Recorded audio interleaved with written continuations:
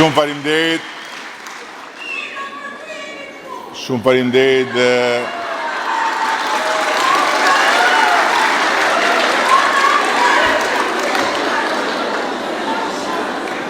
Shumë faleminderit dhe në ndërkohë që do përpiqen të rregullojnë defektin teknik, që unë besoj që ishte i mirëseardhur se ishte orvajtja e fundit e syrit keq.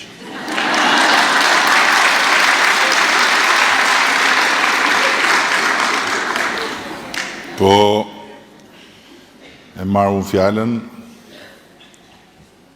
dashura nëna, motra, bia, kudo ku jeni, sot ne jemi mbledhur njëkohësisht në të 12 qarqet e vendit, ku do zhvillohen 12 garat e përballjes elektorale për kuvendin e ardhshëm të Shqipërisë për të nisur zyrtarisht fushatën e 11 majit. Dhe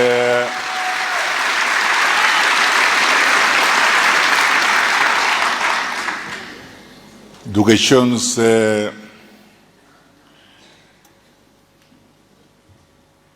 ishte e vetmja mënyrë për të lidhur bashkë të gjitha forcat komando të forumit gruas, ne menduam që më e udhës ishte të mblidheshin drejtuesit dhe koordinatorët e çdo qarku për të përcjell nga këtu dhe bashkë me ju për gjitha gratë dhe vajzat e Shqipërisë një mesazh të drejtë për drejtë.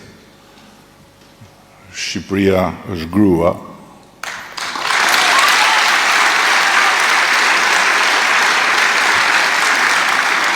Europa është grua. Dhe suksesi i përpjekjes për Shqipërinë 2030 në Bashkimin Evropian varet në radhë parë nga nënat, nga motrat dhe nga bijat e Shqipërisë.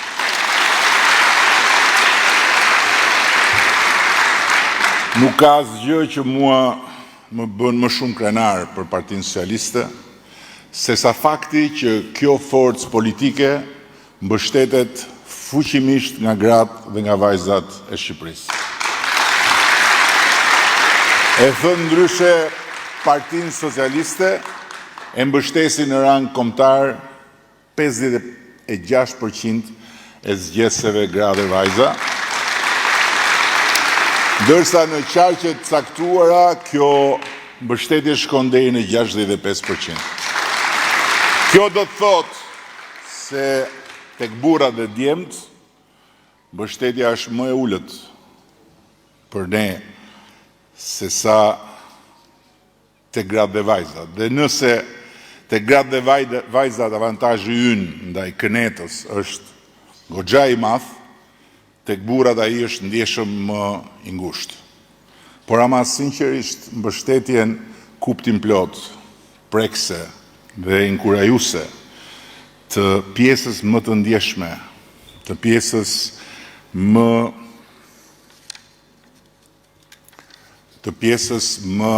të arsyeshme, të pjesës më sakrifikuese të popullit shqiptar, që janë gratë dhe vajzat, unë nuk do ta ndroja kurrë me mbështetjen e pjesës tjetër.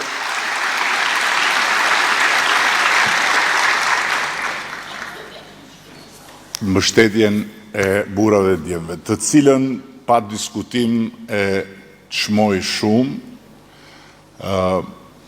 si çmoj çdo shqiptar dhe çdo shqiptare që na mbështet. Por mes dy palëve nuk ka asnjë diskutim që unë zgjedh gjithmonë të parat, nënat, bijat dhe motrat. Dhe jo për një, as për dy arsye më shumë, po për më shumë se sa një apo dy arsye. Prandaj edhe sot, në ditën e rënies së gongut të fushatës zyrtare zgjedhore, nuk mund të nisnim këtë etapë të fundit drejt finishit të 11 majit, përveç se këtu, përveç se kështu, me gratë dhe vajzat,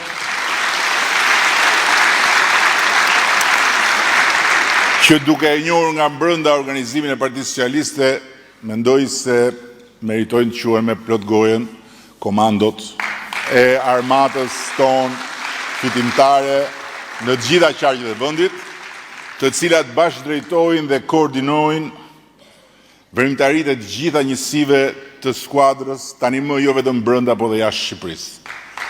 Dhe ju falenderoj të gjithave ju këtu në këtë sallë dhe në të gjithë 11 sallet e tjera, dhe përmes jush u çoj një përqafim vllazëror shoqeve, bashkëpunëtorëve tuaja në çdo nivel të organizimit të partisë dhe deri në çdo njërin nga 5202 organizatat socialiste, duke i falenderuar edhe ato një për një për punën fantastike që keni bërë të gjitha bashkë, për punën në qëndisjen me durim për ditë prej thuajse 2 vitesh, po sidomos duke filluar nga shtatori i shkuar, në të gjithë territorin e Shqipërisë të flamurit të fitores son. Ai flamur që ju keni qëndisur me shumë durim, zonë më zonë, njësi, qendër votimi, do të ambuloj të gjithë hartën elektorale të 11 majit. Dhe në mëngjesin e 12 majit, Shqipëria do të gëdhijet e gjitha e mbuluar me rozë, që është ngjyra e grave dhe vajzave, por që është edhe ngjyra e Partisë Socialiste të Shqipërisë. Partia Socialiste dhe fuqia e gruas dhe vajzës shqiptare nuk janë sot rastësisht të ndërlidhura kaq shumë me njëra tjetrën. Kjo është një sinergji që është aktualisht shumë domethënëse, sepse ka nisur të krijohet qysh 20 vjet më parë, kur i sapo zgjedhur në krye të kësaj familje politike, unë shkoja e vizitoja për herë të parë organizatat tona në për Shqipëri. Partia atëherë ishte në një depresion nga humbja, që riktheu aso kohë në krye të vendit bufin e kënetës sotme opozitare, por mungesën e dritës shpresës e bënte edhe më të padurueshme në ato takime mungesa e grave dhe e vajzave në shumë organizata. Nuk kishte asnjë grua dhe asnjë vajzë. Dhe pastaj ajo që e bënte komplet blackout dëshpërues takimin e këtij lloji ishte përgjigja e pyetjes time: pse nuk ka asnjë grua sot këtu, pra në organizat. Po ku ka gra, këtu ke ne. Pra në zonë. Pastaj unë vazhdoj me përgjigjen: po juve kush ju ka pjell? Dhe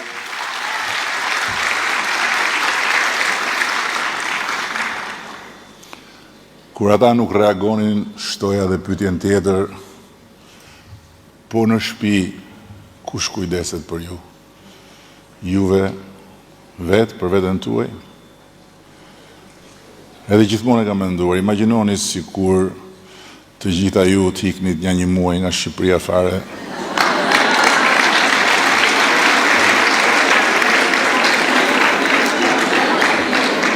Kur të ktheheshit, ju siguroj që ky vend do ishte i mbushur me burra, me mjekra, me flok gjata, të palar rrugëve e të tjera e tjera. Dhe në ndërkohë, në atë kohë, parlamenti nxinte nga burrat si odë otomane, kurse qeveria e sapo formuar në mos gabon kishte vetëm një grua. Atëherë, këtu në këtë parti nisi dhe një revolucion gjinor që ushtri pastaj edhe jashtë kësaj partie, duke rritur gradualisht, por sistematikisht pjesëmarrjen e grave dhe vajzave në vendimmarrje. Rruga e hapur më parë në Bashkinë e Tiranës, kur unë praktikisht e ktheva përmbys për hir vërtetës me ndihmën e paçmuar të Musa Ulqinit, që aso kohë ishte kryetari i Partisë Tiranës dhe mua më mbronte kurrizin nga gjithë shigjetat e aparatit. Raportin burra gra në rolet drejtuese, gjë që ushtri në Partinë Socialiste përmes listave në këshillat bashkiak dhe pastaj edhe për Kuvendin e Shqipërisë, ndërkohë që qeveria jon tani më prej vitesh renditet në 500 e parë të klasifikimit të Kombeve të Bashkuara për pjesëmarrjen më të lartë të grave në kabinetet qeveritare, ndërkohë që Forumi Ekonomik Botëror e rendit Shqipërinë në vendin e 23 për progresin e bërë në të drejtat dhe përfaqësimin e grave. Megjithatë, asnjëherë të kënaqur dhe vazhdimisht në kërkim të ndryshimit, ne futëm para ca kohësh, e tha Evisi, edhe risinë e bashkëdrejtimit të organizatës nga një burr apo djalë dhe nga një grua apo vajzë, dhe sot në 5202 organizata në krejt territorin ne kemi 4963 që bashkëdrejtohen nga gra dhe nga vajza. E di që kjo risi nuk është e gjitha kaq e bukur sa duket, edhe sepse në jo pak raste ka probleme të pazgjidhura funksionale apo justifikime të kota burrash për mos funksionimin, ka dhe formalizëm apo fiktivitet në ndonjë rast, por në tërësi e gjithë kjo arritje e re është diçka tejet pozitive, të cilës, dhe këtë kam për ta parë, i bindur shokët tanë skeptik, të cilës do t'ja shohim vlerën e shtuar qysh pas 30 ditësh nga sot. Totali i grave dhe i vajzave në familjen tonë të madhe është rritur, edhe pse ende jo plotësisht mjaftueshëm, sipas meje, por jo pak. Nga më pak se 15% në thuajse 40%. Kemi sot 38.447 antare, për cilat unë ju kërkoj një duartrokitje. Po një duartrokitje të stuhishme.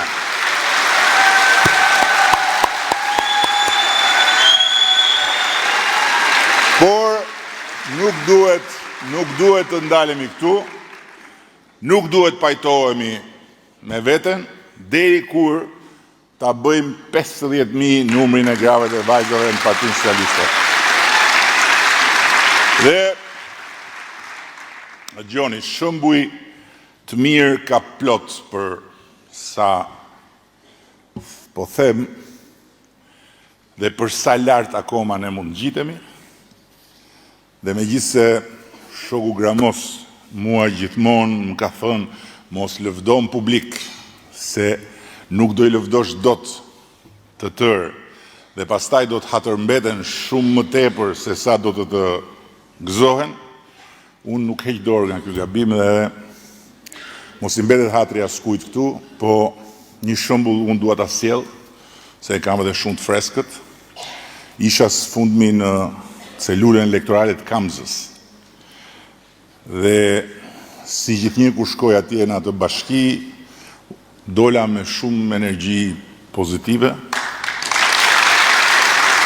Dhe në radhë parë, sepse Partia Socialiste e Kamzës është kthyer në një vatër të madhe kulture, politike dhe organizative,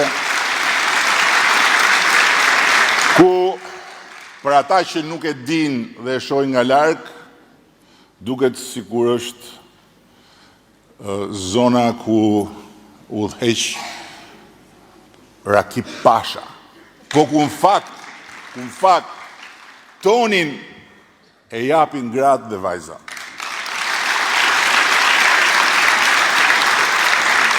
Dhe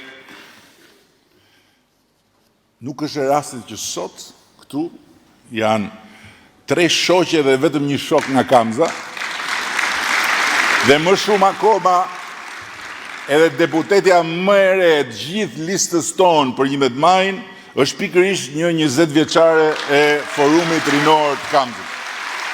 Tani, kjo për gjithë ata që e kanë idenë se me çfarë lidhej fjala Kamës deri para ca vitesh, dhe jo më për ne që na ka çuar rruga, na ka çuar detyra në rrugët qorre të Kamzës aso kohe, është diçka që nuk mund të imagjinohet, apo ja. Po kur mendon se në këtë rast nuk është diçka simbolike, po në këtë rast është pasqyra e një realiteti komplet të ri, ku pikërisht fal afrimit, fal pranimit, fal mobilizimit në numra, po dhe në cilësi shëmbullore të grave dhe të vajzave të Kamzës, Partia Socialiste ka krijuar vlerën e shtuar atje sociale që e ka përmbysur totalisht realitetin e zymt të asaj zone. Të asaj zone që deri dje ishte shëmbulltyra më triumfale e kënetës në çdo drejtim. Dhe kjo sot, jo vetëm që është e imagjinueshme, por është e prekshme reale atje, dhe në një farë mënyre është edhe e detyrueshme për të tjerët që ta marrin Kamzën si shembull rrezatues për të gjithë organizatat e partisë sonë. Dhe nëse ajo që deri dje mund të dukej një mrekulli e pa realizueshme në praktik, është bërë reale, pikërisht në Kamzën e burgosur me dekada brenda mureve të një patriarkalizmi asfiksus, atëre ju të parët, gratë dhe vajzat e Partisë Socialiste, duhet të jeni më të bindura se çdo kush tjetër, dhe pastaj të gjithë shokët tanë të armëve duhet binden se nuk ka pik, nuk ka mal, nuk ka lugin, nuk ka qendër, nuk ka periferi në teritorin e 28.000 km2 Shqipërisë, ku nuk mund të ndizet me të gjithë forcën e vetë drita e barazisë gjinore që e ka bërë Partinë Socialiste të Kamzës jo një skuadër fituese, po një skuadër kampione.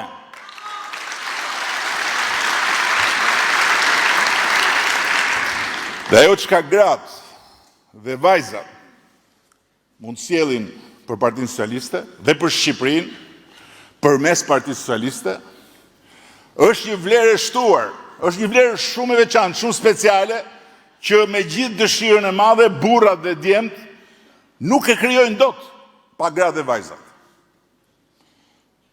Burrat dhe djemt mund ta krijojnë këtë që po them pa gratë dhe vajzat, ajsa mund të krijojnë familje.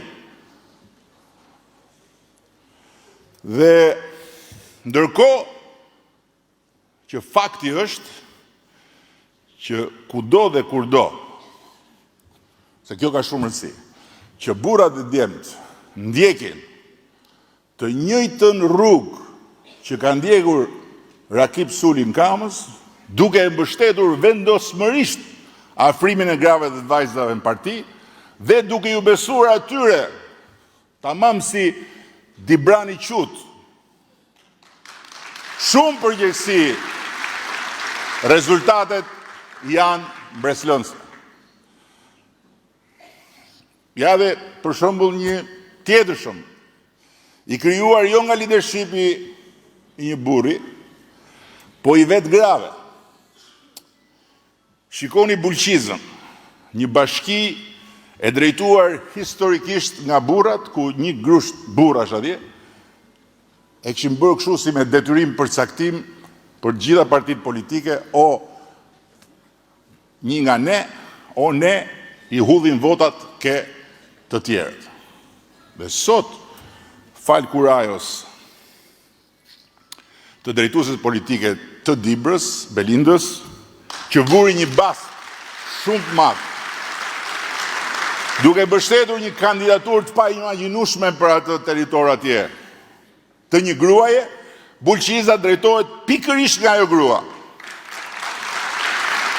Dhe zgjedhja e saj u përcaktua në radhë të parë nga një mobilizim i madh i grave dhe nga një çlirim psikologjik pastaj i shumicës, jo vetëm gra, po edhe burra dhe djem, që i braktisën ata cop burra atje të bërë bashk për të vënë veton sa herë vinin zgjedhjet.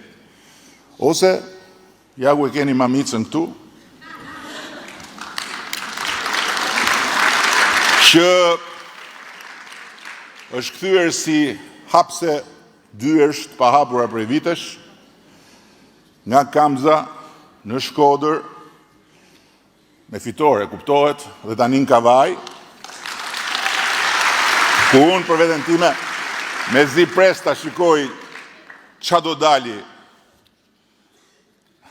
në 11 maj, aq më tepër në kushtet kur Kërneta ja gëlltiti Kavajës mu në thellësitë e zorrëve të veta, fitusin e primareve të gjithë Tiranës. Tani mos do e trokisni se është gjunafa i shkreti. Se ai besoi ke primaret edhe përfundoi duke u bluar në zorrët e Knetës, që i la me të dy gishtat ngoj demokratët e sinqert Kavajs, ndërsa ne i kemi dhënë atij qyteti 2 deputete në listën e mbyllur, që i kanë deputete, Elisën dhe Ilvën, kryetarën e kuvendit dhe zëvendësministren e turizmit, dhe 2 kandidat burra, ish kryeministrin e luftës Kosovës, shokun Pandi Lili, po, dhe një djalë Kavaja. Pra 4-0 është niveli i vlerësimit dhe i respektit për Kavajën, thjesht vlerësim dhe respekt mes Partisë Socialiste dhe Kënetës madhështore. Nuk po vazhdoj tani më tutje me shembuj tjerë, ka akoma, edhe pse s'ka aq sa unë do doja për i të vërtetës, por po e mbyll këtë parantezë duke u thënë të gjithë atyre që i bien fyellit tani më prej shumë vitesh po në të njëjtën vrim, se me dhe me kjo parti që për i të vërtetës e ka pasur problematikën e vetë si e gjithë shoqëria në një fazë të caktuar,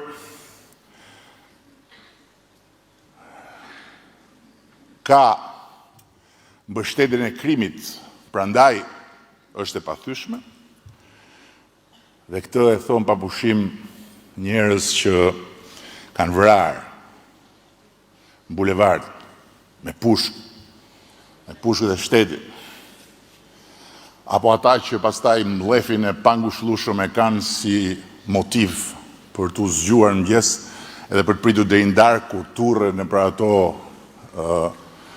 moçalet e Kënetës mediatike, për ato llomotitë analitike, që nuk ka asgjë më larg të së vërtetës nga kjo, sepse e para askush asnjëherë më parë nuk e ka luftuar korrupsionin dhe krimin siç kemi bërë dhe po bëjmë ne, por e dyta, ata le të vazhdojnë të bien aty fyelli, ndërkohë që arsyeja pse ne jemi të pathyeshëm dhe garancia më e madhe e Partisë Socialiste në çdo përballje zgjedhore, jeni dhe bëheni gjithmonë më shumë ju. Gratë dhe vajzat e armatës tonë fitimtare. Ju sot keni 71 përfaqësuese në skuadrën tonë kombëtare të 11 majit. Dhe keni një të tretën e drejtuesve politik të Partisë Socialiste. Por shifra më e bukur është 52% që kuptim plot në listën e mbyllur. Në listën e mbyllur, i cili është i juaj, jo i burrave dhe i djemve. Unë kam besuar gjithmonë që endegun absurd të tifozllëkut, konfliktualitetit, luftës ftohtë mes kampeve politike këtu në Shqipëri, trashëguar nga e kaluara, mund të ngushtojnë vetëm gratë dhe vajzat. Kurajoja qytetare e Zamirës, dekanes ekonomikut dhe deputetes son në listën e Vlorës, për të na u bashkuar ne, duke ardhur nga kampi tjetër, unë jam i bindur që nuk është asnjë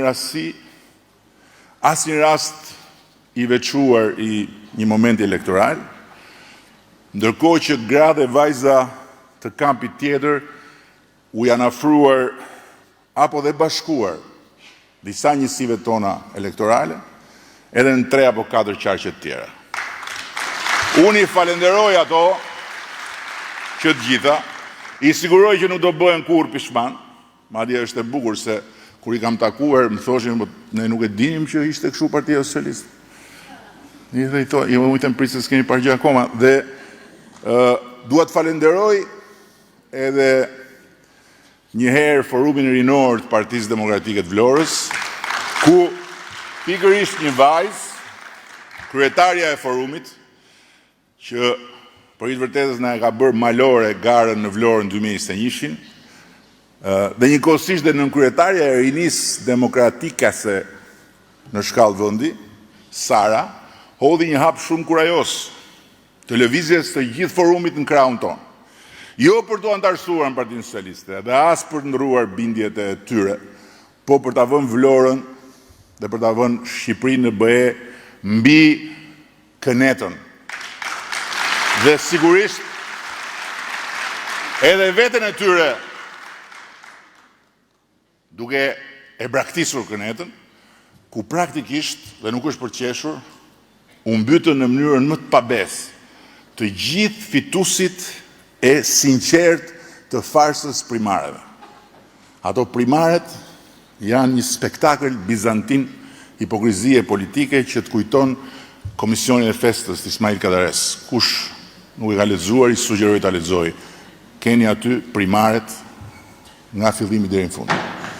Sot Kuvendi i Shqipërisë drejtohet nga një grua socialiste, e cila zëvendësoi një tjetër grua socialiste, jam i bindur që nuk është dhe aq e largët dita sa mund të dukej deri dje, kur Shqipëria do të ketë edhe gruan e parë kryeministre, dhe as nuk e diskutoj fare që do jetë socialiste.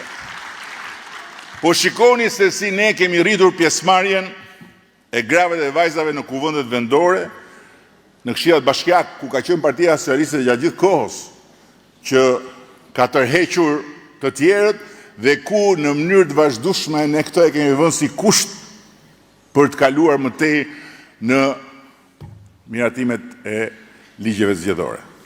Në 2011 kishte vetëm 12% gra dhe vajza. Në 2015 kishte 35% gra dhe vajza. Në 2019 kishte 43% gra dhe vajza, dhe në 2023 kishte plot 50% gra dhe vajza. Që është një risi historike për Shqipërinë, por është edhe një risi absolute për gjithë rajonin ton, ku asnjë nga vendet e tjera as nuk na afrohet në këtë aspekt. Sot në administratën tonë publike, gratë dhe vajzat janë më shumë se sa gjysma, dhe po ashtu më shumë se sa gjysma e drejtuesve në administratë janë gra dhe vajza. Por unë jam vërtet shumë i inkurajuar nga një fakt tjetër, që numri i grave sipërmarrëse në Shqipëri në drejtimin e ndërmarrjeve aktive ka arritur në thuajse 30%. Dhe kjo është një shifër e paimagjinueshme, një tjetër shifër e paimagjinueshme deri disa kohë më parë. Dëgjoni tjetrën, kur ne kemi ardhur në detyrë, gratë dhe vajzat me uniformën e policisë shtetit ishin më pak se 5%. Ndërsa sot ato janë 3 fish. Dhe kontributit të tyre ja kemi parë hajrin dhe në disa pozicione të posaçme që u krijuan për to, në ndihmë të grave të dënuara apo në mbrojtje të fëmijëve të rrezikuar. Ndërkohë që publiku e ka pritur shumë mirë dhe ju e dini shumë mirë edhe përfshirjen e tyre në patrullën e përgjithshme. 10% ishin gratë dhe vajzat në uniformë në forcat tona të armatosura, sot janë mbi 20%.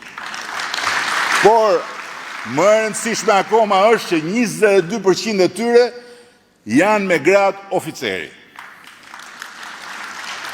Tani sinqerisht, unë nuk e di.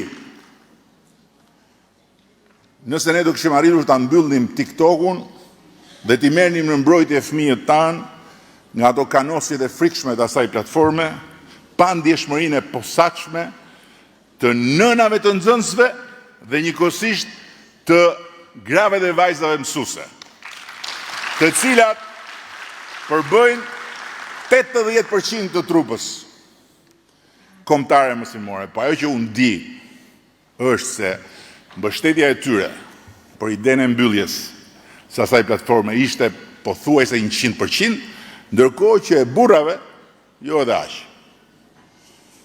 Unë di po ashtu që ndocit më të mëdhenj të rrjeteve sociale nuk janë gratë dhe vajzat.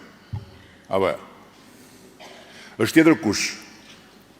Ashtu si kundër dhe ndocit më të mëdhenj të gjithë me xhelisit të debatit publik dhe mediatik i përkasin botës mashkullore. S'po shkoj më tutje dhe jam i bindur që s'po them asgjë tre këtu, por qa thash dhe shumë çka tjetër që mund thuhet për gratë dhe vajzat në raport me burimet e problemeve tona sociale, tregon thjesht se sa më shumë shoqëria jonë ta pranoj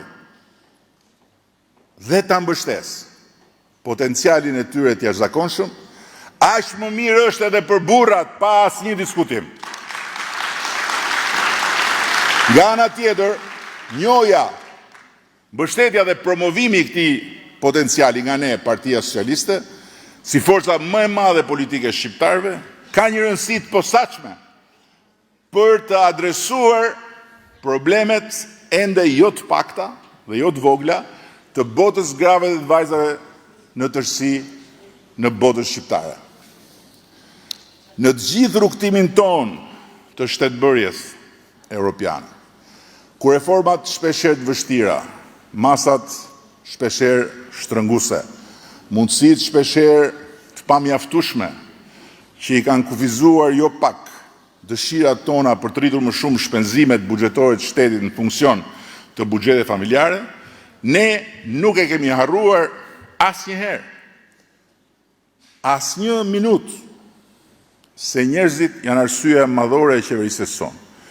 Dhe në këtë, Partinë Socialiste e ndihmon pikërisht krijimi i këtij kapaciteti shumë të posaçëm të burimeve njerëzore gra dhe vajza që ka në të gjitha nivelet. Prandaj, sot, ne e kemi çuar buxhetin e shëndetësisë, pra kujdesi shëndetësor dhe mbrojtje sociale në 1 miliard euro. Prandaj dhe e kemi trefishuar buxhetin e ndihmës ekonomike. Prandaj dhe e kemi 4-fishuar buxhetin për shërbimet e kujdesit shoqëror. Prandaj dhe kemi krijuar dhe kemi financuar 84 shërbime të reja sociale nëpërmjet fondit social për rreth 44.000 përfitues, ku gratë dhe fëmijët në nevojë janë përfituesit kryesorë padyshim. Prandaj dhe kemi 2-fishuar ndihmën financiare për familjet me 3 apo më shumë fëmijë dhe për gratë kryefamiljare me 2 apo më shumë fëmijë. Prandaj dhe kemi krijuar programin e veçantë për mbështetjen me subvencionet kontributeve të sigurimeve shoqërore dhe shëndetësore për gati 10.000 nëna të papuna me 3 dhe më shumë fëmijë, për cilat kemi financuar deri tani 25 milion euro. Prandaj e kemi krijuar dhe fuqizuar në vazhdimsi programin e bonusit bebes, duke mbështetur deri më sot afro 3 milion fëmijë të vegjël, bebe, me një vlerë që deri tani ka arritur 170 milion euro. Dhe prandaj, në mandatën e 4, do ta zgjerojmë rrjetin e shërbimeve sociale me 40 shërbime të reja sipas hartës nevojave territoriale, do krijojmë 20 ndërmarrje të reja sociale ku do të punësohen dhe të mbështeten rrethpar gratë dhe vajzat në nevojë. Programi i ri kombëtar Garancia për fëmijët është një nga gjërat më të bukura të mandatit 4, e kemi hartuar sipas modelit Bashkimit Evropian dhe do ta realizojmë në bashkëpunim dhe me bashkëfinancim me Bashkimin Evropian, me synim që të mbështesim rreth 100.000 fëmijë. Njëkohësisht, mandati i 4 do të sjellë një lajm shumë të mirë për nënat e fëmijëve autik apo me aftësi të tjera speciale, për të cilët do të arrisim mbështetjen aktuale deri në 2 fishimin e saj.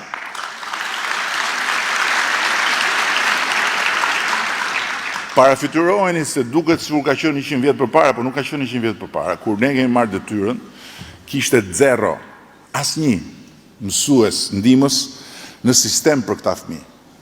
Dhe nënat, jo vetëm që nuk merrin asnjë lloj ndihme të asnjë lloj natyre për fëmijët e tyre, por duhet linin punën, duhet ndërprisin çdo lloj karriere, duhet të mbylleshin tërësisht në shtëpi dhe të bënin një luftë të jashtëzakonshme për të rritur këta fëmijë. Ne jo vetëm që kemi vendosur për herë të parë mësuesin ndihmës në shkollë dhe kemi ndërtuar një program të tërë për trajnimin dhe fuqizimin profesional të këtyre mësuesve, por sot nuk kemi asnjë shkollë në Republikën e Shqipërisë ku ka fëmijë tillë dhe s'ka mësues ndihmës. Dhe sot janë 2100 mësues ndihmës, që do të thotë kemi një mësues ndihmës për 2 fëmijë të tillë në shkollë. Por ama nuk do të ndalemi këtu, do të shkojmë më tutje. Ashtu si kundër, nuk e di apat, kemi filluar ndërtimin e klasave për fëmijët e shtruar në pediatri. Klasa të veçanta me kurikull të veçantë që nga një anë do të ndihmojnë që fëmijët mos mbeten mbrapa në mësime, nga ana tjetër do t'ju krijojnë atyre hapësirë për krijimtari artistike dhe mbi të gjitha do t'u japin atyre ndjesinë që ata janë të mbështetur nga shoqëria dhe shoqëria po i pret të rikthehen. Boll shikosh programin e shërbimeve të veçanta shëndetësore për gratë për të kuptuar se sa e rëndësishme është. Se sa e rëndësishme është gjithë kjo që kemi bërë. Nuk është kur shikon shifrat në pamje të parë janë shumë të bukura, por po të shohësh se çfarë implikimesh kanë pastaj gjithë ato shifra, është vërtet diçka historike ajo që kemi bërë. Programet e vaksinimit, programet e depistimit, shërbimeve të kujdesit para dhe pas lindjes, programet e fertilizimit in vitro, si dhe programet e mbështetjes për gjitha ato nëna dhe ato vajza që përballen me kancerin e gjirit dhe qafës mitrës, janë programe të cilat na kanë krijuar bindjen në dobishmërinë e tyre, sepse kemi ndryshuar jetën e shumë njerëzve, e shumë grave dhe të shumë vajzave. Tani, çfarë mund të thuash se është vërtet për të vënduar në kokë, Po e mira jonë është që këta nuk i kemi përballë, i kemi shumë mbrapa. Kështu që ne nuk kemi pse humbasim shumë kohë, ndalojmë të kthehemi mbrapa dhe t'ju themi ej, po shiko se kjo s'është kështu. Sepse përpara ne kemi vetëm sfidat tona dhe kemi horizontin e Shqipërisë 2030 në Bashkimin Evropian. Por kur flasim, ndërkohë që nuk jo ndërtuan, jo rindërtuan, por nuk normalizuan një maternitet të vetëm, nuk kishte Shqipëria një maternitet ku mos të vinte zor dhe mos të vinte edhe për të vjell nga stresi kur duhet ka përceje pragun dhe ku lavdi Zotit kishte dhe ka mjek dhe mami heronj dhe heroina, se unë nuk e di se ku e gjenë kurajon, ndërkohë që sot ne kemi 6 maternitete tërësisht europiane dhe së shpejti do hapim dyert e një vepre të re në maternitetin tradicional të vjetër historik Mbretëresha Geraldin, që është vërtet një strukturë që tregon në të gjitha anët vlerësimin, ndjeshmërinë dhe respektin ton për gratë, për vajzat, për nënat, për motrat, për bijat.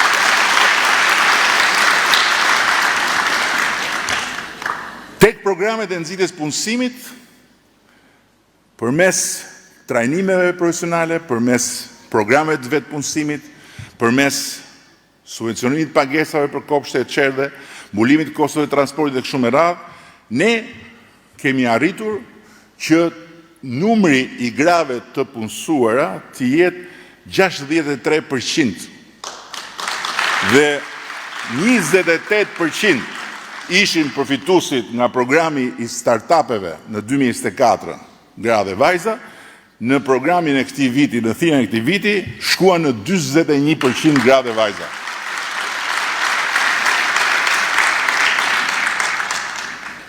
Kemi vite tani më që japim tekstet falas. Duket sikur ka qenë gjithmonë aty. Po në fakt nuk ka qenë gjithmonë aty. Të gjitha familjet pavarësisht të pasura apo të varfra, nëse donin të çonin fëmijët në shkollë, duhet blejnë librat. E çfarë librash? Qamet. Qameti kushtonte shumë para. Deri tani ne kemi paguar 80 milion euro për thuajse qerek milion nxënës që çdo vit marrin librat falas. Për herë të parë, ky shtet jep bursa për nxënësit që vinë nga komunitetet rome dhe egjiptiane. Janë 3500 bursa që marrin fëmijët e familjeve në nevojë dhe që marrin fëmijët e familjeve rome dhe egjiptiane. Dhe unë jam shumë krenar që kemi kandidatën e parë rome për deputet në historinë e Republikës Shqipërisë. Një vajzë absolutisht e shkëlqyer në çdo drejtim, Ina Majko nga Delvina.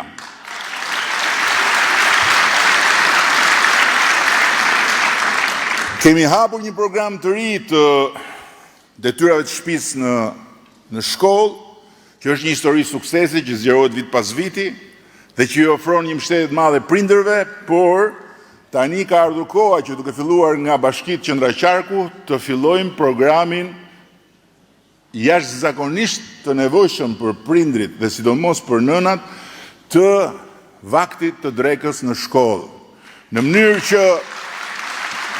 që prindrit dhe nënat që shkojnë në punë të mos kenë asnjë shqetësim ose asnjë nevojë të shkëputur nga puna se po del fëmia nga shkolla, por fëmijët të tranzitojnë nga orët e mësimeve përmes drekës në shkollë në orët e pasdites, ku kemi krijuar edhe hapësirë për sportin. Janë 12.000 fëmijë sot të angazhuar në ekipe sportive në shkolla.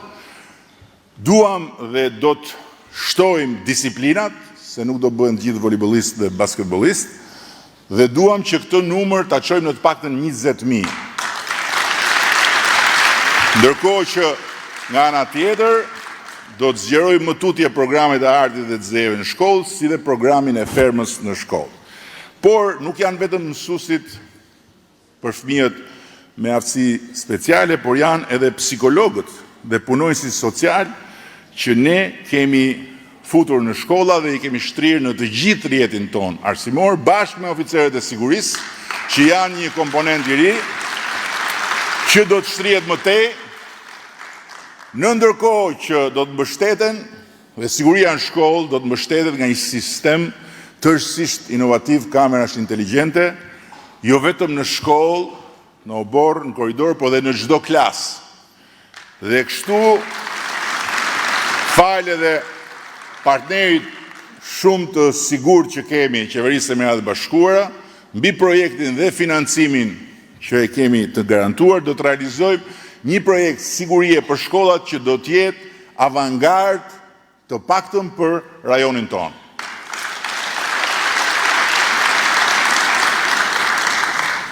Tani, kur shikon që kemi ndërtuar 53 spitale, dhe nga këto 10 spitale janë ndërtuar krejtësisht rishtas se nuk kanë ekzistuar. Ndërkohë që 43 të tjerët janë shëmbur komplet dhe janë bërë nga e para praktikisht, dhe kur ke përballë ose nga mbrapa, specie që kuajnë për shëndetësinë, lind një pyetje. Na tregoni kur është ndërtuar në Shqipëri spitali i fundit para se ne të merrim detyrën. Na tregoni një spital që është ndërtuar nga e para se ne të merrim detyrën. Duhet të hedhim vështrimin shumë vite më parë. Duhet të shkojmë në vitet 70, duhet të zbresim në vitet 60, duhet të kalojmë në vitet 50, duhet të kalojmë luftën, sepse nuk është as pak humor. Në spitalin e Korçës, sot kantieri ynë vë dorë të shtetit pas 100 vjetësh. Para 100 vjetësh vë dora për të fundit. 450 shkolla të reja dhe kopshte, të gjitha europiane, dhe jo shkolla si në çdo vend dhe si kudo në Europë, po shkolla si shkollat e mira të Europës. Dhe 200 të tjera janë në plan të ndërtohen në mandatin e 4. Ndërkohë që jam shumë i energjizuar dhe më vjen shumë mirë ta ndaj me ju sot faktin, dhe këtu do ta mbyll me këtë pjesë, se ju dini që unë flas shkurt, faktin që po se nuk qëllon asnjëherë flitet në mënyrë shteruse për gjithë këto gjëra, dhe ky është vendi i dur, koha e dur, me njerëz të dur. Faktin që e kemi hapur trasen për të ndërtuar 2 ose 3 aleanca shumë të mëdha strategjike që do shndrojnë. Bani mend sot këtë fjalë, dhe në 2030, me ndihmën e Zotit, do shikohemi përsëri, se do vinë mbështesim kryeministrën Grua, do shikohemi për tani do fillojnë gjithë do shikohemi përsëri në 2030.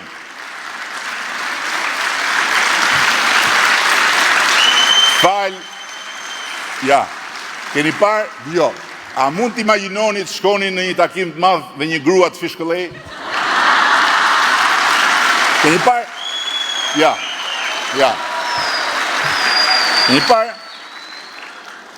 Keni parë? Dihet. Tha Elisa, vetëm unë jam këtu, jo më që nga dhe një bilbil tjetër këtu. Pusho tani. O rrush, pusho. Qendrën spitalore universitare në Tereza do ta shndrojmë në ekselencën e rajonit tonë. Do të bëhet falë gjithë bazës që kemi vendosur, dhe po ju them, kemi bërë shumë diskutime, kanë bërë vizita ata me cilët ne duan të bëjmë të aleanca, dhe po ja u them sinqerisht, janë impresionuar nga situata e Qendrës Spitalore Universitare, sepse nuk e mendonin në atë nivel investimesh, por do ta bëjmë Qendrën Spitalore Universitare që askush mos ketë nevojë të shkojë askund për të marrë shërbimet më të specializuara, po t'i marrë këtu në Shqipëri. Dhe paralelisht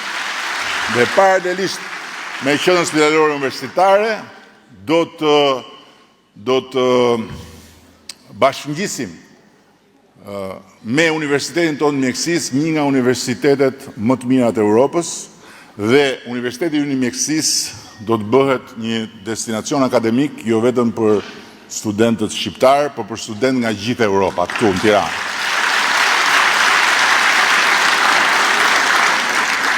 Tani, të dashura shoqe, fillon fjalimi i dytë. 4 vjet më parë, është e rëndësishme, apo jo? 4 vjet më parë ishte një kohë kur ne po dilnim nga perimetri një tërmeti shkatrimtar dhe ishim në mesin e pandemisë që gjunjëzoi gjithë botën dhe bënim fushatën me maska edhe me distanca sociale.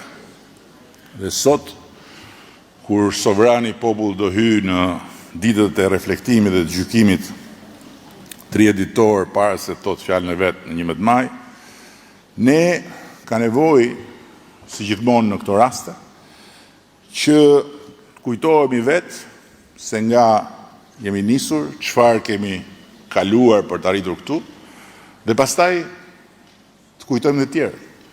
Sepse vetëm duke mos harruar nga vim, mund të shohim me qartësi ku jemi dhe mbi të gjitha mund të projektohemi me siguri në të ardhmen.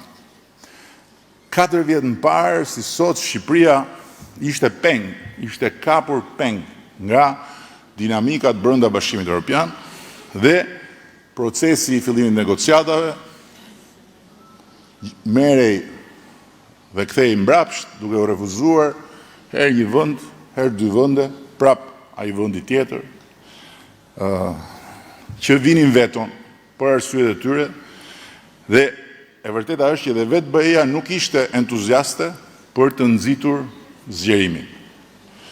Ne nuk u dorëzuam asnjë ditë dhe gjitha ato zhgënjime nga ato refuzime arbitrare,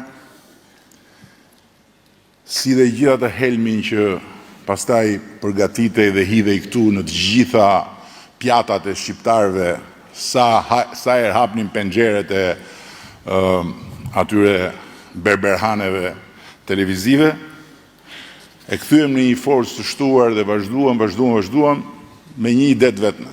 Ne duhet t'i shikojmë të gjitha hapat që bën një vend kur hap negociatat dhe duhet t'i bëjmë njësoj sikur i kemi hapur. Kur ata të vinë të jenë gati, ne do jemi shumë më përpara se sa të rrim presim që të fillojmë kur ata të jenë gati. Dhe faktikisht kështu ndodhi. Nga ana tjetër, e ngritëm Shqipërinë çdo vit në më lart. Emrin e Shqipërisë dhe pozicionin e flamurit të Shqipërisë. Ndërkombëtarisht, aty ku s'kishte qenë kurrë më përpara. Deri në Këshillin e Sigurimit të OKB-s. Ndërkohë që Tiranën këtu e kthyem në pikën e referimit ndërkombëtar për rajone. Dhe erdhën në Shqipëri për herë të parë të gjithë udhëheqësit e Bashkimit Evropian në të parën mbledhje jashtë Bashkimit Evropian.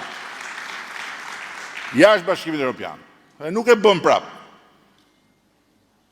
Të tjerat prap atje në Bashkimin Evropian. Por s'kishim parë gjë akoma as ne vetë, se në 16 maj, në këtë 16 maj, 5 ditë mbasi juve ta keni hedhur atë pëlhurën në rozë në të gjithë Shqipërinë, mu këtu, ja këtu ku jeni ju sot, do jenë të ullur për shfaqjen e mirëseardhjes të gjithë udhëheqësit e të gjithë vendeve demokratike të Europës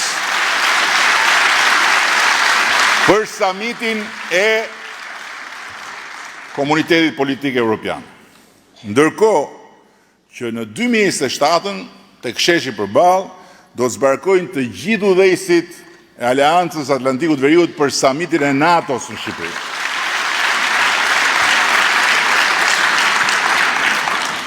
Negociatat i hapëm dhe sot jemi aty ku as nuk mund të imagjinoj fare kur ne morëm detyrën. Shqipëria ishte një emër që vetëm ju shkaktonte stres të huajve dhe vlerësoi më shumë si problem i Europës se sa si një antar i mundshëm i familjes europiane.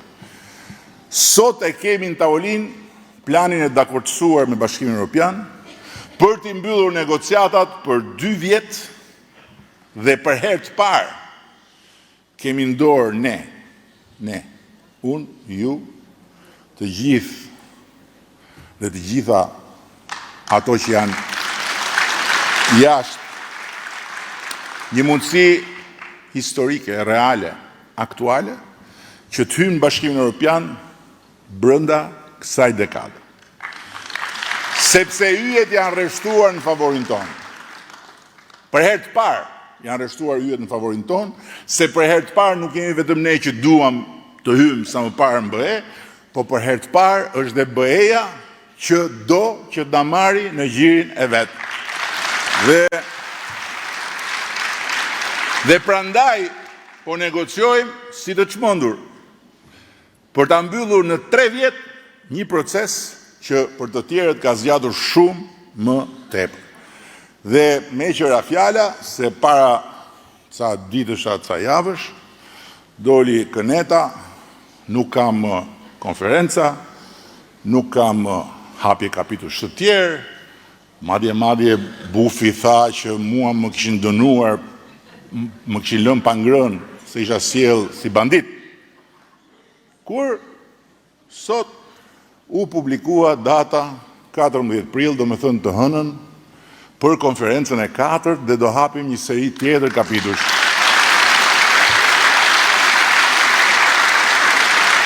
Tani, juve i dëgjoni me siguri, nuk do të diskutoj fare, ata që thonë për çfarë është ky muhabet. Edi Rama 12 vjet kishte kohë na fuste në BE, tani thot më jepni dhe një mandat tjetër dhe 4 vjet, se tani do ju fus në BE. Thuajini atyre që Mali i Zi i ka nisur negociatat në 2012, kur ne nuk kishim ardhur akoma në qeveri. Dhe Shqipëria, jo që nuk ishte vend kandidat, po ishte delezez. Sot ne jemi në të njëjtin pozicion me Malin e Zi, dhe së bashku me Malin e Zi konsiderohemi 2 vendet më pranë hyrjes në Bashkimin Evropian. Kur t'ju tundin kokën si kompetent, se e kanë këtë, sidomos burrat shqiptar e kanë këtë që bëjnë kompetentin dhe sa më pak din, aq më kompetent janë, thuajuni që Serbia i ka nisur negociatat në 2014. Dhe deri dje ne serbisi shikonim targën kur i thonë Tiranësit këtu. Se ishte shumë përpara. Ndërsa sot Serbia është mbrapa nesh. Dhe ne jemi vetëm 2 vjet larg nga mbyllja e negociatave. Ndërsa kemi edhe një fshinjë tjetër, Maqedoninë. Ndruan emër ata. Imagjinon ndonjëra nga ju të ndrojë emër për të marrë burr. Nëse një dashuri e madhe mund ta bëj, po në fund fare parafytyroheni të ndrosh emër për të marrë burr dhe burri thot nuk të du. Ndruan emër në 2005. U ishin kandidat në 2005. Ndruan dhe emër dhe janë mbrapa nesh. Prandaj kush e do Shqipërinë bëj? Kush e do këtë vend të bëj prokopi? Duhet ta doj më shumë se partinë. Duhet ta doj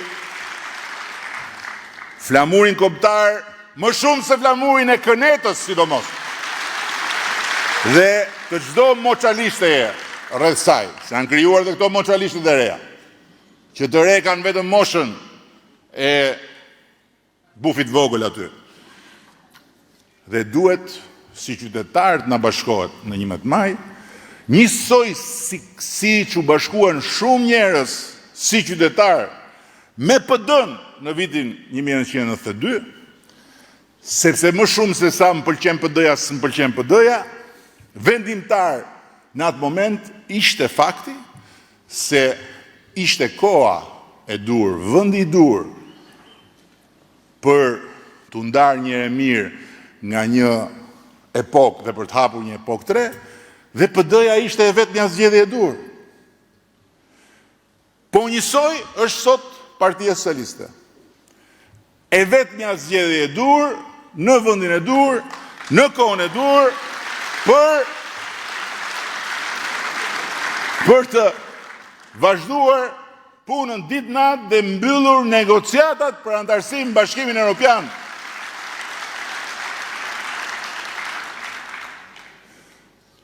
Kështu ata që do të dëgjojnë të apel, nuk do bëhen antarë të PS-s, as do vendosin të ndrojnë emrin në testrën e partisë. Ta mbajnë, madje, ta mbajnë testrën e partisë, po ta thajnë kënetën që të shpëtojnë dhe partinë e tyre. Dhe t'i japin shtys vendit, por më rëndësishme të ndihmojnë që Shqipëria t'i japi një mesazh për te i kufive partijak të gjitha vendet BE-s.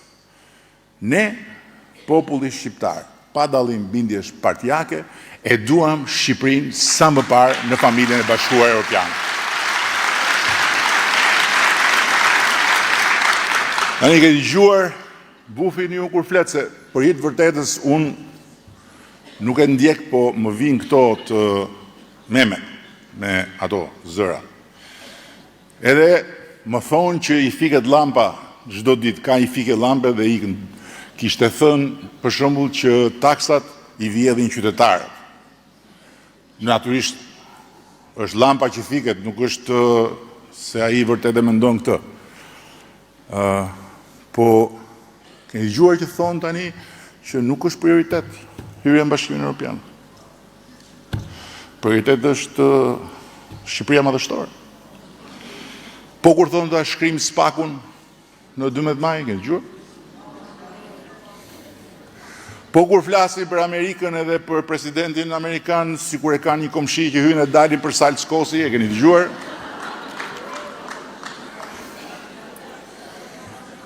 Edhe për të krijuar idenë që vërtet hynë e dalin për salë Skosi, në shpinë e bardhë, sa në Kënet, sa në shpinë e bardhë, sa në shpinë e bardhë, sa në Kënet, kanë paguar me të gjithë puplat e kokës edhe të trupit bufit edhe një këshilltar, që e quajnë dhe magjistari, dhe përpiqen t'i trullosin këtë mundën. Erdhi sherifi, erdhi Latifi. Bufi e di, këtë ju siguroj unë që e di më mirë se unë.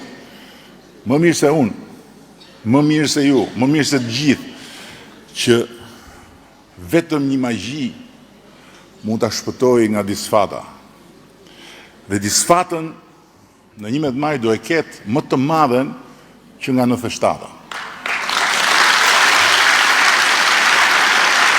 Magjia do t'i ndodhi. Problemi është do t'i ndodhi sprafthi. Edhe pastaj hajde dëgjoj kur dalin thonë na kanë bërë magji, na i morën, i kishim aty në kuti, na i vodhën. Po tani harrojni gjitha, zëreni se nuk janë ata që janë. Tani si mundet, seriozisht, se kam me ju, e kam me ata që duhet atë gjojnë të, si mundet që një njeri normal, shqiptar, dhe shqiptarëve në përgjithësi si aha qeni Shkopi, që ka minimumin e respektit për veten e vetë.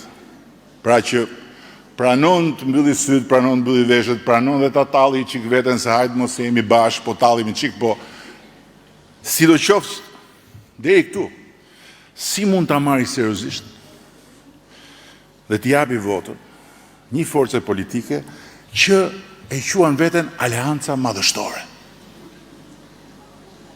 Unë jam shumë i habitur, vërtet. Të ulesh, të mendosh, si çajmi do i vëmë kësaj? Madhështore. Ne jemi madhështorë. Do ta bëjmë Shqipërinë madhështore. Dhe pastaj, slogani thot për Peqinin madhështor, për Mamurasin madhështor, për Shkodrën, Vlorën madhështore, për Shqipërinë madhështore. Domthon këtë lloj fushate dhe këtë lloj slogani e prodhon vetëm një çmendin. Vetëm një çmendin. Aty ku njëri thot jam Napoleon Bonaparti, tjetri thot jam Gjon Kastrioti, vetëm aty.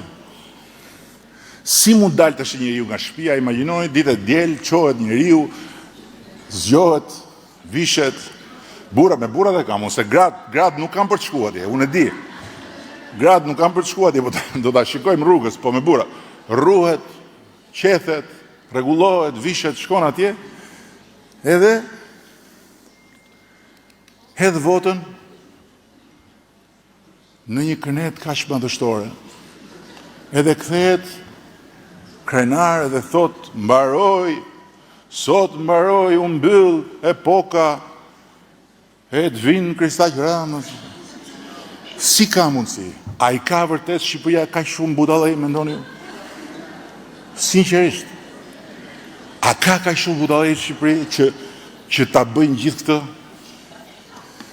Se që ka në krye të këtyre një tuf delirantësh që mendojnë që janë madhështorë dhe që do bëjnë madhështinë gjithandej, këta e morën vesh, po janë ka shumë budallëj që do i shkojnë mbrapa, ky do jetë kurioziteti më i madh i 11 banjë.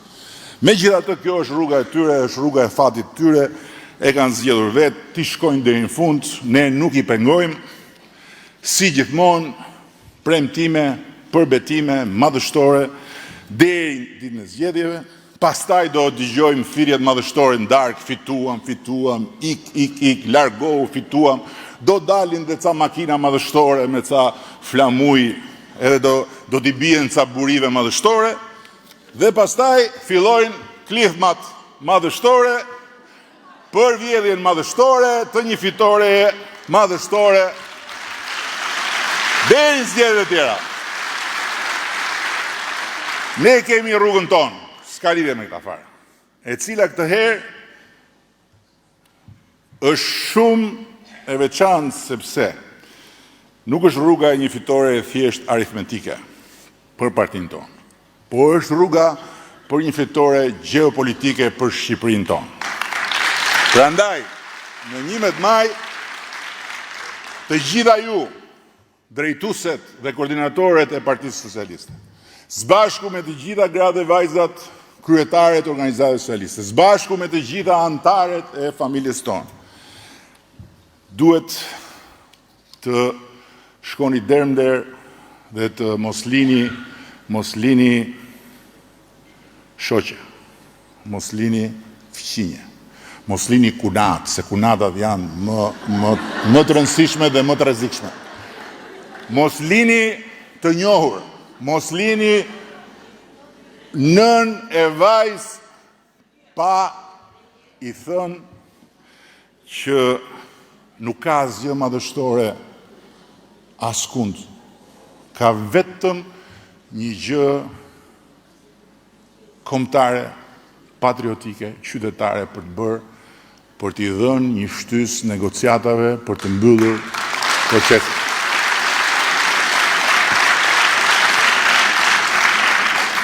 Dhe kjo lidhet me të gjithë votuesit shqiptar. Siç lidhet me çdo votues, edhe nevoja që të jetë qytetar i barabartë i Bashkimit Evropian. Prandaj, mos harroni dhe diçka tjetër që këto zgjedhje janë zgjedhjet më të rëndësishme për votuesit e parë.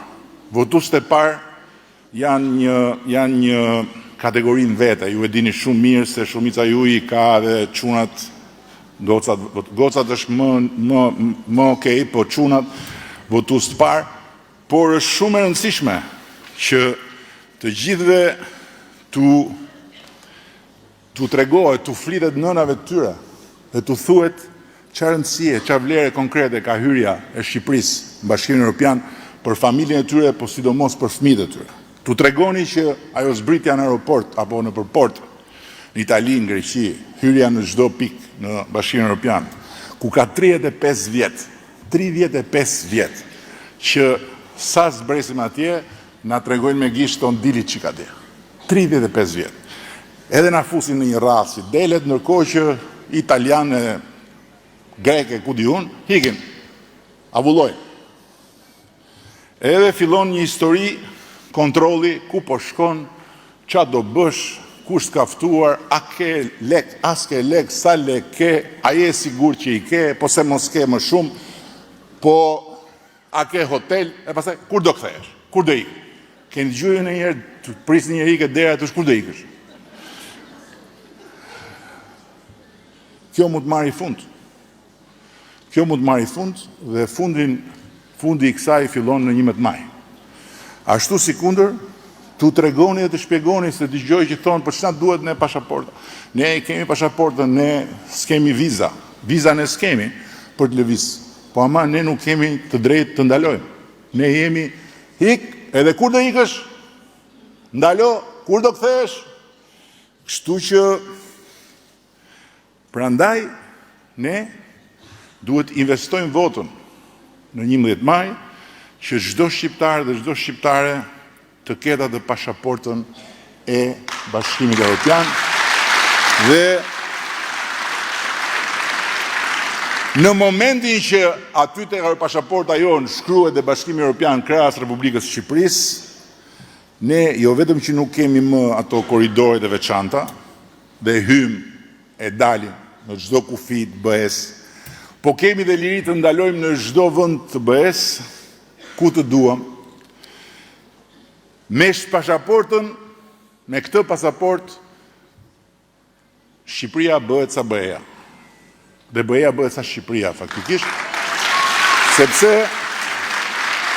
nuk ka më asnjë pengesë, asnjë kufi, asnjë dallim njësoj si të nisesh nga Shkodra të shkosh në Korçë, që asnjëri nuk thot ku po shkon, as kur do kthehesh.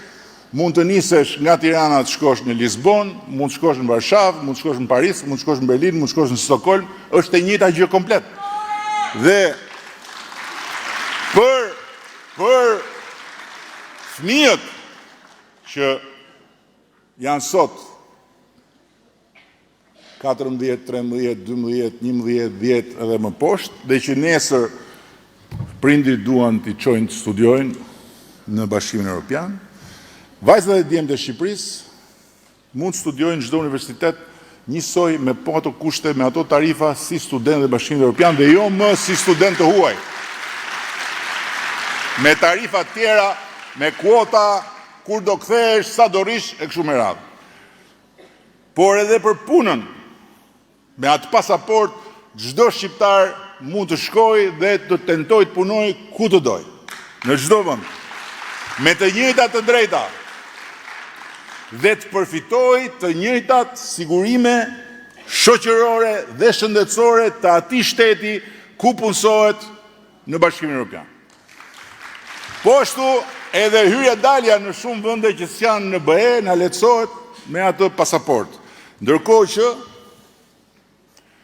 ndryshon komplet qasja ndaj institucioneve të ligjit dhe të gjitha të drejtat përpara atyre institucioneve janë të garantuar njësoj si drejtat e çdo qytetari tjetër. Sa herë na ndodh ne që një qytetar shqiptar ka një hall me institucionet atje dhe nuk e zgjidh dot, jo ambasada, jo shteti, jo portalet, ndërkohë që kur ke atë pasaport, ato institucione janë të tuat.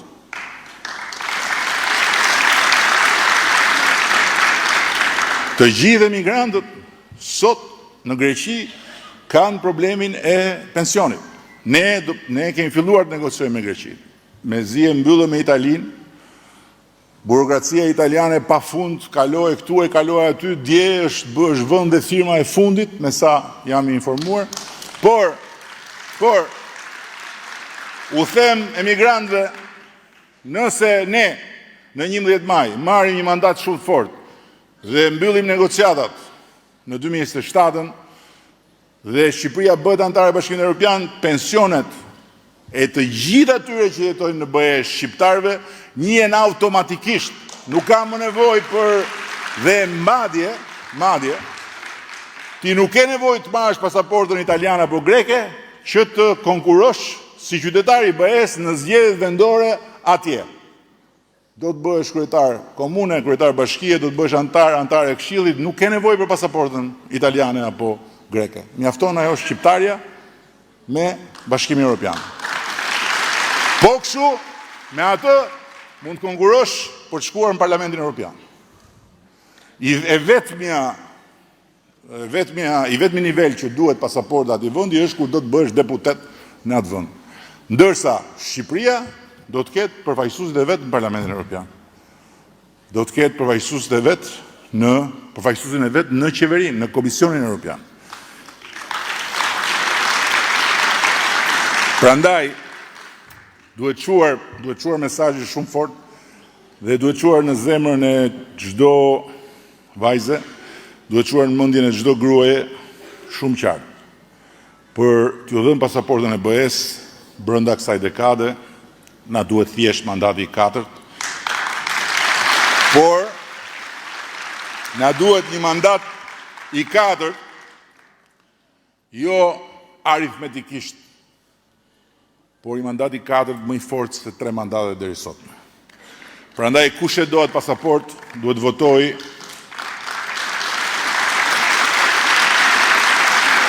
Partinë Socialiste, duhet votojë numrin 5. Dhe ky është ylli jonë në BE. E kemi në dorë.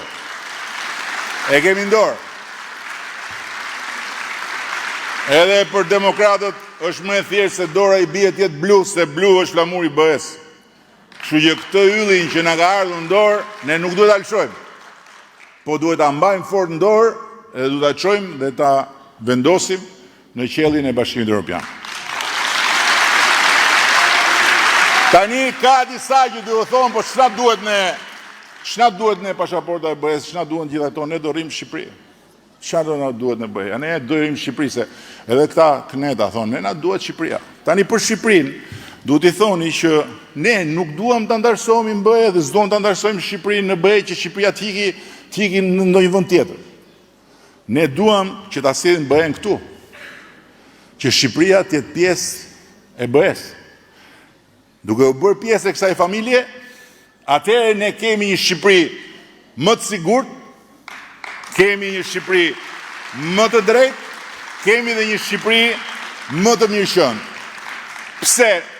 Më të sigurt, sepse në kohët që po vinë, për botën, ne shohim që do jenë shumë sfiduese. Do jenë shumë sfiduese situatat. Dhe prandaj BE-ja po shtrëngon gjithë radhët dhe po synon edhe të zgjerohet për të rritur kapacitetet mbrojtëse, duke krijuar bazën tani për një mbrojtje europiane që të operojë edhe pavarësisht nga NATO. Pra është çështje sigurie. Dhe për herë të parë, qysh ka 1983, kur bëhet anketa për mbështetjen e popujve të BE-s për BE-n, për herë të parë, sot mbështetja e popujve të BE-s për BE-n është më e larta se çka qenë qysh ka 1983, sepse të përgëdhelur nga shumë të mira, s'kishim parë në një rast luftë, i dukej lufta që është dokumentar, bardhëzi, filluan ta kuptojnë dhe tani po e shohin që kjo BE-ja nuk është një shtëpi nga e cila duhet hikim, siç shikën britanikët dhe s'po din ku kanë kokën akoma. Kjo BE-ja është shtëpia ku duhet të jemi të gjithë bashku. Dhe për ne, shqiptarët, kjo është dhe më shumë se kaq. Skënderbeu, kur ishte Skënderbeu që i vuri barikad perandorisë, s'kishte BE. Por ama i vuri gjoksin dhe mbrojti Europën. Kur Ismail Qemali ngriti flamurin, s'kishte BE. Por ama syt ishin nga Europa. Kur rilindasit vendosën alfabetin dhe i dhanë frym rilindjes kombëtare, s'kishte BE. po na infrashri tha, djeli për ne, linda ndej nga Perëndon. Ky është një amanet shumë i vjetër, nuk është një histori kaq mohabet portalesh, edhe socialesh. Ndërkohë që për drejtësinë ne na duhet bëja patjetër. Si mund të rrim ne, si mund t'i lini ju nënat e këtij vendi fëmijët në mëshirën e kujt do vinë qeveri, jo e shkriva spakun, jo e vura spakun, jo e pranova, jo se pranova drejtësinë e pavarur, jo ja dhanë shpatën, jo ja morën shpatën. Ne morëm një vendim historik dhe hodhëm një hap historik si Parti Socialiste. Dorëzuam tek drejtësia shpatën e ndëshkimit që rrinte te zyra e kryeministrit që nga 1912, që nga 1912. Nuk ka pas në Shqipëri ndonjëherë prokuror të pavarur e gjykatës pavarur që të thrasin në pyetje, që të hetojnë apo që të dënojnë figura të lidhura me pushtetin politik. Keni parë ndonjë? Po, ka pas. Ka pas mbret, ka pas diktator, ka pas edhe një president, sot është i transformuar në buf kënete, që kanë goditur kundërshtarët politik. Nuk është rasti që Shqipëria, burgosurin e fundit politike ka pasur në periudhën pas shëmbjes diktaturës. Fatos Nano, po. Sepse shpata e drejtësisë ishte në dorën e të parit qeverisë. Ne e dorëzuam shpatën. Por, që ta garantojmë që ajo shpatë nuk kthehet më kurrë në duart e pushtetit politik, duhet të hyjmë urgjentisht në Bashkimin Evropian. Se vetëm aty nuk të lënë në Bashkimin Evropian, Bashkimi Evropian njerëzve të vendi duhet për lirinë e tyre individuale që mos ta bërin diskutim asnjëri. Kjo nuk është çështje e Edit e tjetër. Kjo është çështje e institucioneve, të cilat ne nuk i kemi akoma aq të forta. Atje në BE ndryshon. Kjo është çështje e barazisë para ligjit që BE-ja e garanton. Dhe është çështje mirëqenie, sepse imagjinojeni, gjatë kësaj periudhe 10 vjeçare, ne kemi pasur diçka më shumë se 1 miliard euro mbështetje nga BE-ja. 90% kredi. Kredi të butë apo kredi? Në momentin që ne hymë në BE, kemi diçka më shumë se 1 miliard çdo vit, 90% grant. Në gjithë këto vite për bujqësinë, ne kemi marrë nga BE-ja shumë më pak se 200 milion euro. 300 milion euro në vit i marrim sa bëbëjmë ata të BE-s. Dhe gjitha këto janë absolutisht të thjeshta, të kuptueshme dhe të mjaftueshme që njerëzit mos hynë në për dilema absurde a me BE-n, a me kënetën. A me BE-n, a me kënetën. Se kaq e qartë është kjo zgjedhje. Dhe duke ju afruar fundit, duhet ju them, të dashur amiket shtrenjta, dhe duke falendëruar dhe për durimin, se ne kemi shumë arsye për të qenë krenar, për se si i kemi kthyer në punë edhe në rezultate shumë të mëdha për Shqipërinë, mandate dhe një pasqyrshme. Se si e kemi ulur borxhin publik më pak se 55%, kur e gjetëm thuajse 80%, dhe kur kaluam dhe përmes një tërmeti i pandemie që na u desh ta rrisim për të financuar gjithë ato operacione. Se si të ardhuar për frymi kemi trefishuar nga 3.324 euro në 10.342 euro. Dhe të paktën 15.000 euro do t'i bëjmë në Shqipërinë 2030. Se si kredit e këqija i kemi ulur nga niveli i frikshëm, i rrezikshëm, për gjithë sistemin ton financiar, se vetëm atë gjë ditë bëj bufi kënetës, të rrëzoj sistemin financiar 25% në më pak se 5% sot që është normale. Se si pagën mesatare në sektorin publik nga 372 euro, sot e kemi ngritur në 1.000 euro. Dhe sot mësuesit e Shqipërisë e kanë pagën mesatare 950 euro. Shumë më tepër se 1.000 euro e kanë mjekët dhe diçka mbi diçka të 800 euro e kanë infermierë. Ndërkohë, paga e përgjithshme mesatare, pra kombinuar, ishte 322 euro. Sot është 830 euro. Ndërkohë që në Shqipëri në 2030, pagën e kombinuar mesatare do ta kemi pa diskutim 1.000 euro. Minimumi. Dhe ajo xhevairi i kurorës është prodhimi i përgjithshëm kombëtar i Shqipërisë. Prodhimi i përgjithshëm bruto ishte më pak se 10 miliard, në 2024 në mbyllëm me thuajse 25 miliard. Pra, pa u zgjatur shumë, arsyet e krenarisë për punën dhe rezultatet e mëdha që kemi arritur me 3 mandatet që na kanë dhënë shqiptarët janë shumë.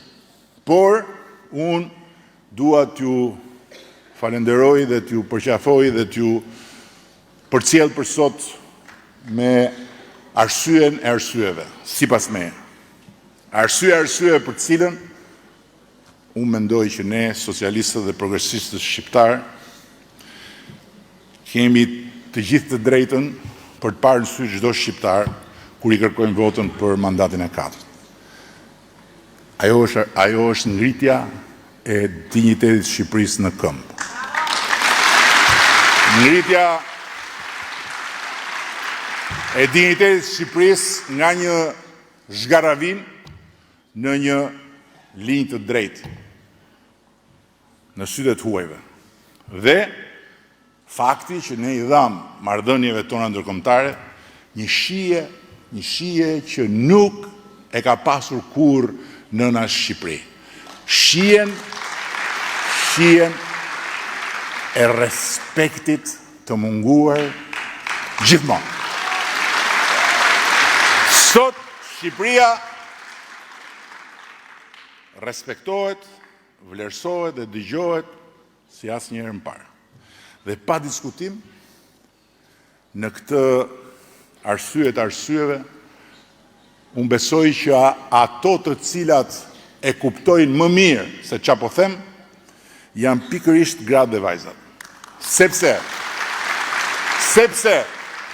përpjekjet e grave dhe vajzave gjatë gjithë këtyre viteve shtetbërje demokratike, lufta për të qenë të palënduara në dinjitetin njerëzor, dhe për ta shijuar respektin reciprok si një kusht themelor të bashkëjetesës shoqërore, janë simetrike, janë si 2 pika ujë me përpjekjen e Shqipërisë së këtyre viteve për të ndryshuar cilësisht bashkëjetesën e saj ndërshtetërore. Shqipëria në raport me të huajt, në gjithë ato vite, ka vuajtur eksaktësisht atë që keni vuajtur shumë nga ju në raport me botën hajvane mashkullore shqiptare. Dhe po ashtu, unë besoj për këtë arsye që sapo përshkruava, shqiptarët e Europës janë të dytët pas grave dhe vajzave në Shqipëri dhe në Europë, që e kanë pasur hallën vete, vendosin e dinjitetit dhe të ndjerit të barabarta në një shoqëri kaq mashkullore, që sot ata nuk i shmangen më pyetjes nga je dhe nuk e ulin më kokën kur flitet për Shqipërinë, sepse Shqipëria që nuk e merrte askush seriozisht, sot i bën krenar që të gjithë. Prandaj, për këtë që thash, dhe për ato që thash më parë dhe për të tjera që koha s'ma lejoi t'i them, unë dua që bashkë me ju, në 11 maj, ne të kemi një objektiv brenda objektivit, të marrim mbështetjen më të madhe ndonjëherë nga gratë dhe vajzat e Shqipërisë. Këtu në Shqipëri, jashtë Shqipërisë, sepse ju e dini prej kohësh mbase e thash një moment dhe sot, po kush ka me vete gratë dhe vajzat, ka me vete energjin më të mirë, më pozitive, më të shëndetshme të shoqërisë. Dhe lajmi i mirë është, pavarësisht problematikave të botës mashkullore, lajmi i mirë është që burrat dhe djemtë e mençur shqiptare din shumë mirë të gjithashtu. Kështu që me 60% të grave dhe vajzave shqiptare dhe me 45% të burrave dhe djemve, se tjerët nuk i kemi mirë për momentin, ne bëjmë shumicën e fortë që i duhet Shqipërisë 2030.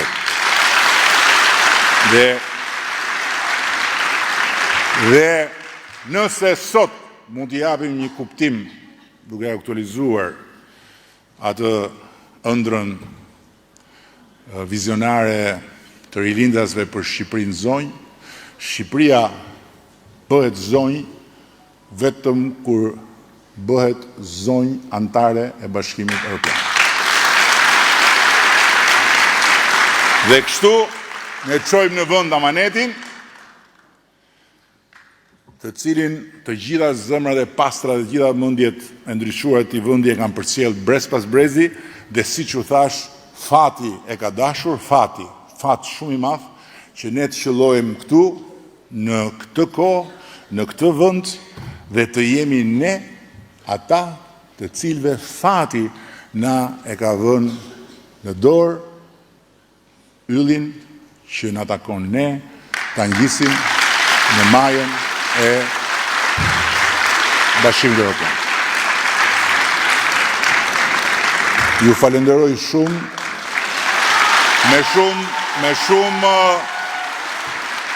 me shumë keqardhje për ndërprerje teknike, me bindjen e plot që ai ishte momenti që syri keq na mori të keqen dhe plasi,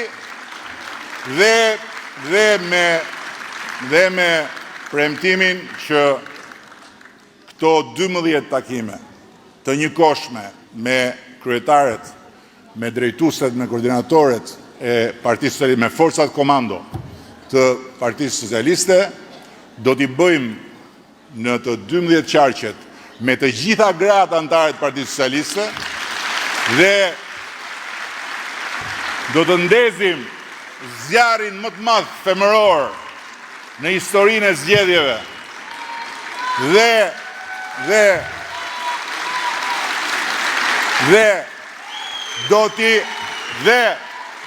do t'jenë gratë dhe vajzat që do t'a prezantojnë bufin me noc rrokun. Unë ju përshëndes edhe ju përqafoj.